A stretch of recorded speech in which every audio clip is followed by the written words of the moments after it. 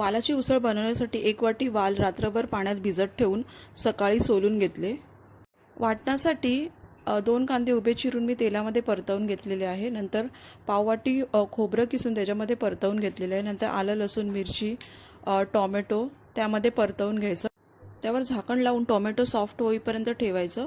नंतर हे वाटण थंड करून मिक्सरला वाटून घ्यायचं आणि त्याच कढईमध्ये 2 चमचे तेल घालून राई जिरं हिंग कढीपत्ता इथे भरपूर मी वापरलेला आहे, कारण का भाजीला चांगला फ्लेवर येतो। आणि त्यामध्ये हळद मालवणी मसाला गरम मसाला टाकून परतवून घ्यायचं आणि हे वाटलेलं वाटणही त्याच्यामध्ये टाकून परतवून घेऊन उकळतं पाणी त्याच्यामध्ये मी इथे टाकलेलं आहे।